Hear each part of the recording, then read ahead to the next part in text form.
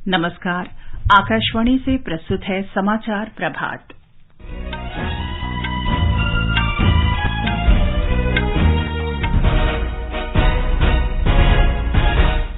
प्रधानमंत्री नरेंद्र मोदी नवनिर्मित संसद भवन राष्ट्र को समर्पित कर रहे हैं। उन्होंने भारत की महान परंपरा के प्रतीक सेंगोल को संसद के नए भवन में स्थापित किया। प्रधानमंत्री सुबह 11 बजे आकाशवाणी से मन की बात में अपने विचार साझा करेंगे।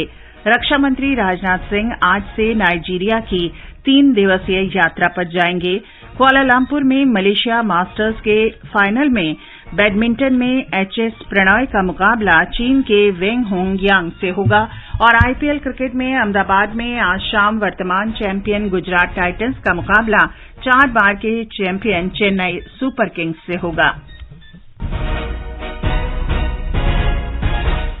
समाचार प्रभात के साथ मैं चंद्रिका जोशी। प्रधानमंत्री नरेंद्र मोदी नवनिर्मित संसद भवन राष्ट्र को समर्पित कर रहे हैं। इस ऐतिहासिक अवसर पर वे 75 रुपये का स्मारक सिक्का और डाक टिकट भी जारी करेंगे। संसद भवन के उद्घाटन की पूर्व संध्या पर प्रधानमंत्री मोदी ने अपने आवास पर अधिनम से भेंट की और उनका आशीर्वाद लिया। अधिनम ने श्री मोदी को सेंगोल सौंपा, जिसे प्रधानमंत्री ने संसद के नए भवन में स्थापित कर दिया है। नया संसद भवन आत्मनिर्भर भारत की भावना का प्रतीक है। इसे रिकॉर्ड समय में तैयार किया गया है। प्रधानमंत्री मोदी ने संसद के नए भवन की आधारशिला 10 दिसंबर 2020 को रखी थी। नया संसद भवन 135 करोड़ भारतीयों की आकांक्षाओं को दर्शाता है। 65,000 वर्ग मीटर वाला यह परिसर कला, शिल्प और सांस्कृतिक धरोहर की समेकित अभिव्यक्ति है, जिसमें आधुनिक भारत की विविधता और गतिशीलता की झलक समाहित है। आधुनिकतम संचार प्रौद्योगिकी से लैस इस त्रिकोणीय भवन में संसद सदस्यों को निर्बाध कनेक्टिविटी मिलेगी और उनकी कार्य कुशलता में वृद्धि होगी। लोकसभा चैम्बर को राष्ट्रीय पक्षी मोर की थीम पर बनाया गया है, जहां की क्षमता बढ़ाकर 888 सीट कर दी गई है। वहीं राज्यसभा चैम्बर को राष्ट्रीय फूल कमल की थीम पर बनाया गया है और इसमें 384 सदस्यों के बैठने की व्यवस्था है। लोकसभा चैम्बर संयुक्त सत्र के लिए 1272 सीटों को समायोजित करने में सक्षम होगा। समिति कक्षों में व्यवस्थित चर्चा और विचार विमर्श के लिए उन्नत तकनीक का प्रयोग किया गया है। पर्यावरण अनुकूल होने के कारण इस भवन को प्लेटिनम रेटिंग दी गई है और यह भवन पर्यावरण के प्रति भारत की प्रतिबद्धता दर्शाता है। नया संसद भवन दिव्यांगजनों के लिए सुलभ होगा। वास्तुकला का उत्कृष्ट उदाहरण नया संसद भवन राष्ट्र की प्रगति का गौरवशाली प्रतीक है। अनुपम मिश्र, आकाशवाणी समाचार, दिल्ली। प्रधानमंत्री नरेंद्र मोदी आज सुबह 11 बजे आकाशवाणी से मन की बात कार्यक्रम में देश विदेश के श्रोताओं के साथ अपने विचार साझा करेंगे। ये इस कार्यक्रम की 101वीं कड़ी होगी। मन की बात का आकाशवाणी समाचार, दूरदर्शन समाचार, आकाशवाणी समाचार website, news on AIR mobile app, प्रधानमंत्री कार्यालय तथा सूचना और प्रसारण मंत्रालय के यूट्यूब चैनलों पर भी सीधा प्रसारण होगा। आकाशवाणी से मन की बात के प्रसारण के तुरंत बाद ये कार्यक्रम क्षेत्रीय भाषाओं में प्रसारित किया जाएगा। विदेश मंत्री डॉक्टर सुब्रमण्यम जयशंकर ने कहा है कि सरकार आज नई पीढ़ी के बारे में सोच रही है। उन्होंने ये बात कल अहमदाबाद में एक निजी विश्वविद्यालय में मोदी का भारत एक उभरती शक्ति विषय पर अपने व्याख्यान में कही। इस अवसर पर उन्होंने कहा कि देश को घरेलू स्तर पर व्यापक क्षमता विकसित करने की जरूरत है। इसके लिए हमें उन क्षेत्रों में अधिक मजबूती के साथ काम करने की आवश्यकता है जिसकी पहले उपेक्षा की गई थी। डॉक्टर जयशंकर ने केंद्र की ओर से लागू प्रमुख योजनाओं की चर्चा की, जिसके कारण वैश्विक स्तर पर भारत ने अग्रणी स्थान प्राप्त किया है। वित्त मंत्री निर्मला सीतारमण ने कहा है कि सरकार ने पिछले 9 वर्ष में सेवा और समर्पण से काम किया है और देश में सभी सेक्टरों में तेजी से बदलाव आया है। उन्होंने कल नई दिल्ली में सेवा, सुशासन और गरीब कल्याण के 9 वर्ष विषय पर आयोजित राष्ट्रीय कॉन्क्लेव के समापन सत्र में कहा कि सरकार के प्रति लोगों का भरोसा बढ़ा है। इस अवसर पर सूचना और प्रसारण मंत्री अनुराग सिंह ठाकुर ने कहा कि पिछली सरकारों में आमतौर पर योजनाएं कुछ ही लोगों तक पहुंच पाती थीं, लेकिन हमारी सरकार में अंत्योदय के लक्ष्य को पूरा किया गया है। देश में 3.5 करोड़ लोगों को पक्के मकान बनाकर दे दिए, 9 करोड़ 60 लाख बहनों को रसोई गैस के सिलेंडर मुफ्त में दिए, 80 करोड़ गरीबों को मुफ्त में अनाज दिया। पीएम गति शक्ति के माध्यम से नया आधारभूत ढांचा इस नए भारत में बनाने का काम पिछले 9 वर्षों में रिकॉर्ड गति और प्रगति अगर आपको देखने को मिली तो नरेंद्र मोदी जी की सरकार में देखने को मिली। समाचार प्रभात में आपका फिर स्वागत है। रक्षा मंत्री राजनाथ सिंह आज से 3 दिन की यात्रा पर पश्चिम अफ्रीकी देश नाइजीरिया जा रहे हैं। वे कल नाइजीरिया के नवनिर्वाचित राष्ट्रपति बोला अहमद टिनुबू के शपथ ग्रहण समारोह में शामिल होंगे। श्री राजनाथ सिंह कल अबुजा के ईगल स्क्वायर में शपथ ग्रहण समारोह में भाग लेंगे। ये किसी भी भारतीय रक्षा मंत्री की नाइजीरिया की पहली यात्रा होगी। रक्षा मंत्री की ये यात्रा दोनों देशों के बीच दोस्ती के मजबूत बंधन के निर्माण में महत्वपूर्ण पड़ाव सिद्ध होगी। भारत और नाइजीरिया के बीच बढ़ते रक्षा सहयोग को ध्यान में रखते हुए रक्षा मंत्रालय के वरिष्ठ अधिकारी और महत्वपूर्ण रक्षा लोक उपक्रमों के शीर्ष नेतृत्व भी श्री राजनाथ सिंह के साथ होंगे। स्वास्थ्य और परिवार कल्याण मंत्री मनसुख मांडविया ने फार्मास्यूटिकल उद्योग के तेजी से विकास की सराहना की और वैश्विक स्तर पर भारत के महत्व को कायम रखने के लिए किफायती विनिर्माण, गुणवत्ता और अनुसंधान की आवश्यकता पर बल दिया है। उन्होंने कल नई दिल्ली में दवा और चिकित्सा उपकरण क्षेत्र पर 8वें अंतर्राष्ट्रीय सम्मेलन के दूसरे दिन घरेलू फार्मास्यूटिकल उद्योग के प्रमुख कार्यकारी अधिकारियों के साथ बैठक की अध्यक्षता की। मौसम विभाग ने कहा है कि एल नीनो की आशंका के बावजूद देश में इस बार मानसून सामान्य रहेगा। इस वर्ष जून से सितंबर के बीच लगभग 96% वर्षा का अनुमान है। मौसम विभाग के अनुसार जून में तापमान सामान्य से अधिक रहेगा और बारिश सामान्य से कम होगी। मलेशिया मास्टर्स बैडमिंटन टूर्नामेंट के पुरुष सिंगल्स फाइनल में आज एचएस प्रणॉय का मुकाबला चीन के वेंग होंगयांग से होगा। प्रणॉय ने सेमीफाइनल में इंडोनेशिया के क्रिस्टियन एडिनाडा से वॉकओवर मिलने के बाद फाइनल में जगह बनाई।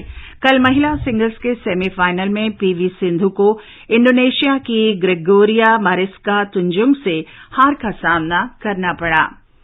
आईपीएल क्रिकेट के फाइनल मुकाबले में आज गुजरात टाइटंस का मुकाबला चेन्नई सुपर किंग्स से होगा। मैच शाम 7:30 बजे अहमदाबाद में खेला जाएगा।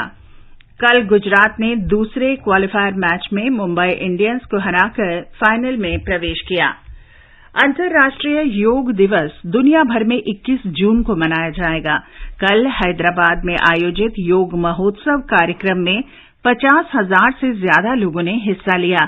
1 महीने से भी कम शेष रहने के मद्देनजर हैदराबाद में ये कार्यक्रम आयोजित किया गया था। प्रस्तुत है प्रधानमंत्री योग पुरस्कार पर आधारित ये रिपोर्ट। प्रधानमंत्री नरेंद्र मोदी ने 2016 में दूसरे अंतर्राष्ट्रीय योग दिवस पर राष्ट्रीय और अंतर्राष्ट्रीय श्रेणियों के पुरस्कारों की घोषणा की थी। इन पुरस्कारों का उद्देश्य योग को बढ़ावा देकर समाज को प्रभावित करने वाले व्यक्तियों और संगठनों को सम्मानित करना है। विजेताओं को पुरस्कार स्वरूप ट्रॉफी, प्रमाण पत्र और 25 लाख रुपए की नकद राशि प्रदान की जाती है।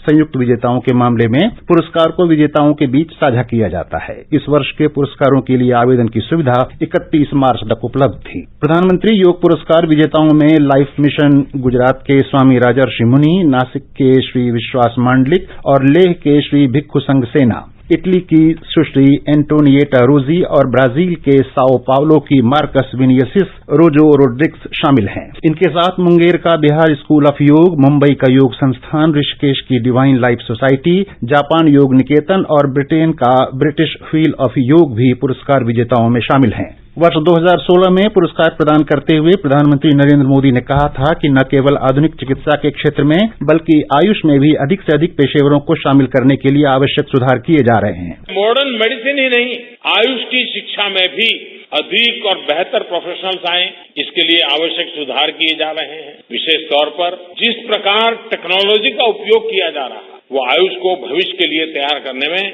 बहुत मदद करेगा। आयुष ग्रीड का आइडिया पूरे देश में, जैसे वन नेशन वन टैक्स है, one nation one mobility card है, उसी प्रकार से अब पूरे देश में आयुष ग्रिड करने का आइडिया ये भी बहुत प्रशंसनीय है। आयुष से इस विषय के साथ जुड़े हुए अनेक जो साइलोस है, टुकड़ों में बिखरा हुआ जो माहौल है, इन सबको एक कर करके एक होमोजीनियस व्यवस्था इसको बनाने में बहुत बड़ी सफलता मिलेगी। अनुपम की रिपोर्ट के साथ समाचार कक्ष से कुमार राधारमण। हरियाणा सरकार ने प्रदेश के कॉलेजों तथा विश्वविद्यालयों में अंडर ग्रेजुएट कक्षाओं के दाखिलों का कार्यक्रम जारी कर दिया है। प्रदेश के उच्चतर शिक्षा विभाग ने स्नातक और यूजी पाठ्यक्रमों का कार्यक्रम जारी किया है। शैक्षणिक सत्र 2023-24 के लिए यूजी पाठ्यक्रमों को लेकर केंद्रीयकृत ऑनलाइन प्रवेश पोर्टल पर युवाओं को पंजीकरण कराना होगा। नई संसद भवन के उद्घाटन को ध्यान में रखते हुए दिल्ली यातायात पुलिस ने राष्ट्रीय राजधानी में सुचारू रूप से यातायात व्यवस्था सुनिश्चित करने के लिए यातायात संबंधी परामर्श जारी किया है। दिल्ली यातायात पुलिस ने अपने परामर्श में कहा है कि नई दिल्ली जिले में दोपहर 3 बजे तक वाहनों के प्रवेश पर प्रतिबंध रहेगा।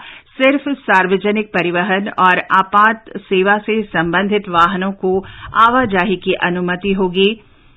जिन इलाकों के लिए यातायात परामर्श जारी किया गया है उनमें मदर टेरेसा क्रिसेंट रोड, बाबा खड़क सिंह मार्ग, गोल डाकखाना, अशोक रोड, पटेल चौक, अशोक रोड, विंडसर प्लेस, जनपथ, अकबर रोड और 3 मूर्ति मार्ग शामिल हैं। दिल्ली यातायात पुलिस ने लोगों से आग्रह किया है कि वो प्रतिबंधित मार्गों का इस्तेमाल न करें और यातायात के लिए सार्वजनिक परिवहन सेवा का इस्तेमाल करें। ये समाचार हमारी वेबसाइट newsonair.gov.in/hindi पर भी उपलब्ध हैं। और अब आज के समाचार पत्रों की सुर्खियों के साथ हैं विशाल शर्मा। धन्यवाद चंद्रिका। नीति आयोग परिषद की कल हुई बैठक में विकसित भारत के लिए दीर्घकालीन दृष्टिकोण अपनाने की दिशा में राज्यों से हुए विचार विमर्श को अधिकांश अखबारों ने चित्र सहित बड़ी सुर्खी बनाया है। हिंदुस्तान ने आह्वान शीर्षक से लिखा है, आकांक्षाएं पूरी करने के लिए राज्य एकजुट होकर रणनीति बनाएं। दैनिक ट्रिब्यून ने केंद्र और राज्य के तालमेल पर बल देने और दैनिक जागरण ने वित्तीय अनुशासन के साथ जन कल्याण करने के लिए राज्यों से की गई प्रधानमंत्री की अपील को अहमियत दी है। राष्ट्रीय सहारा लिखता है, पीएम ने कहा, राष्ट्रीय सोच से तालमेल जरूरी, जब राज्य आगे बढ़ते हैं तो भारत बढ़ता है। अखबारों ने विपक्ष के गैर जिम्मेदाराना रवैये की चर्चा भी साथ ही साथ की है। हिंदुस्तान ने लिखा है, बैठक से कुछ राज्य नदारद रहे। कर्नाटक में नई मंत्रिमंडल के विस्तार और शपथ ग्रहण की खबर नव भारत टाइम्स ने दी है। नए संसद भवन को राष्ट्र को समर्पित करने की खबरें अखबारों के पहले पन्ने पर विस्तार से चित्र के साथ छाई हुई हैं। हरिभूमि के शब्द हैं, भारत की संसद हर भारतवासी का गर्व। जनसत्ता ने लिखा है, लोकतंत्र का मंदिर है, उद्घाटन की सभी तैयारियां पूरी। राजस्थान पत्रिका ने संसद भवन के सुंदर रंगीन चित्र के साथ लिखा है, ऐतिहासिक समारोह। पत्र ने निर्माण कार्य में लगे श्रमिकों से उनकी जुबानी बातचीत देते हुए लिखा है, श्रमिकों ने कहा, हमें काम पर गर्व है, संसद के नए भवन में हमारा भी हुनर और पसीना है। राष्ट्रीय सहारा ने आज के दिन को ऐतिहासिक बताया है। नव भारत टाइम्स लिखता है, पीएम को सौंपा गया राजदंड, उद्घाटन आज। हिंदुस्तान ने प्रधानमंत्री को सेंगोल सौंपते हुए चित्र के नीचे लिखा है, परंपरा का प्रतीक, आजादी के पल को पुनर्जीवित करने का अवसर।